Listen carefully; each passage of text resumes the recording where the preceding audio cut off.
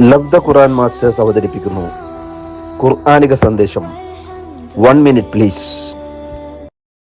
ബിസ്മില്ല, അൽഹംദുലില്ലാ, അസ്സലാമു അലൈക്കും വറഹ്മത്തുള്ളാഹി വബറകാതുഹു. പ്രിയപ്പെട്ടവരെ, നമ്മുടെ രക്ഷിതാവിനോടും രക്ഷിതാക്കളോടും നാം നന്മ ചെയ്യണം. അവരോട് നാം കരുണ കാണിക്കണം. ഖുർആനിലെ 17ാമത് സൂറത്തായ സൂറത്തുൽ ഇസ്രായിലെ 23-ാം വചനം നമ്മെ ഓർമ്മപ്പെടുത്തുകയാണ്. അവൻ തീരുമാനിച്ചിരിക്കുന്നു, അവനെയല്ലാതെ മറ്റാരെയും നിങ്ങൾ ആരാധിക്കരുത്. അതുപോലെ തന്നെ മാതാപിതാക്കളിൽ നന്മ ചെയ്യുകയും വേണം.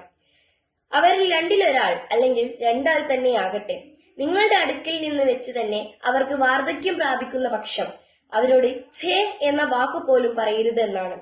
അവരോട് കയർത്ത് സംസാരിക്കരുത്. അവരോട് മാന്യമായി സംസാരിക്കണം. അവരെ നാം ബഹുമാനിക്കണം.